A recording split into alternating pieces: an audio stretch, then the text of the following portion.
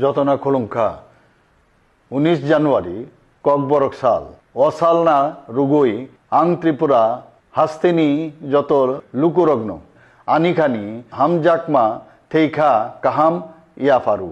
19 জানুয়ারি ককবরক ভাষা দিবস। এই দিবস উপলক্ষে আমি রাজ্যবাসীকে আন্তরিক শুভেচ্ছা ও অভিনন্দন জানাচ্ছি।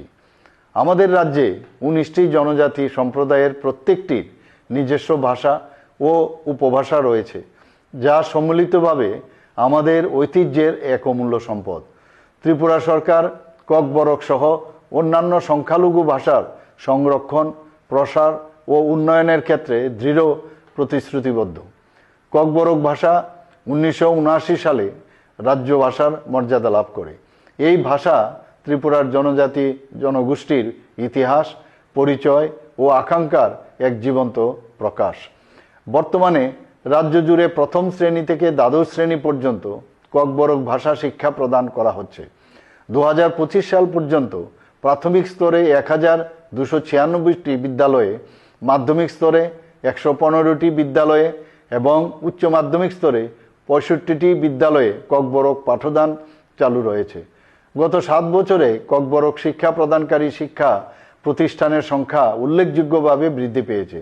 এছাড়াও স্নাতক, স্নাতকোত্তর ও গবেষণা স্তরেও ককবরক ভাষা অধ্যয়নের সুযোগ রয়েছে, যার মধ্যে ত্রিপুরা বিশ্ববিদ্যালয়ে একটি স্বতন্ত্র বিভাগ অন্তর্ভুক্ত। প্রথম শ্রেণী থেকে দ্বাদশ শ্রেণী পর্যন্ত শিক্ষার্থীদের জন্য বিনামূল্যে পাঠ্যপুস্তক বিতরণ নিশ্চিত করা হয়েছে এবং জাতীয় শিক্ষানীতি 2020 অনুযায়ী ককবরক পাঠ্যক্রম ও পাঠ্যপুস্তকের উন্নয়ন কাজ অব্যাহত রয়েছে। এ পর্যন্ত ককবরক ও অন্যান্য সংখ্যালঘু ভাষা দপ্তর কর্তৃক মোট 61টি ককবরক গ্রন্থ প্রকাশিত হয়েছে। দৈনন্দিন জীবনে ককবরক ভাষার ব্যবহার আরও উৎসাহিত করতে ককবরক দিবস উপলক্ষে একটি পকেট ককবরক অভিধান প্রকাশের উদ্যোগ নেওয়া হয়েছে। ককবরক ভাষার সার্বিক উন্নয়নের লক্ষ্যে বিভিন্ন কর্মশালা, প্রশিক্ষণ কর্মসূচি ও গবেষণা কার্যক্রম নিয়মিতভাবে আয়োজন করা হয়েছে। মাইনর রিসার্চ প্রজেক্ট চালু করা, অনলাইন ও অফলাইন ককবরক ভাষা কোর্স প্রবর্তন সহ ডিজিটাল শ্রেণীকক্ষ স্থাপন, আগরতলা পৌর নিগম এলাকায় বিভিন্ন স্থানে ককবরক বাংলা ইংরেজি ত্রিভাষিক সাইনবোর্ড স্থাপন এবং একটি বিস্তৃত ককবরক অভিধান প্রণয়নের চলমান কাজ, এইসবই আমাদের ভবিষ্যৎমুখী দৃষ্টিভঙ্গির প্রতিফলন।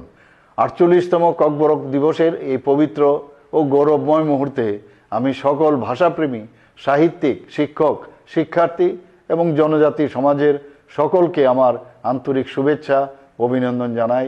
আসুন আমরা সবাই মিলে আমাদের ভাষাগত ঐতিহ্য সংরক্ষণ ও বিকাশের অঙ্গীকার পুনর্ব্যক্ত করি এবং আরও সমৃদ্ধ ও সুদৃঢ় করে ভবিষ্যৎ প্রজন্মের হাতে তুলে দিই। হাম্বাই।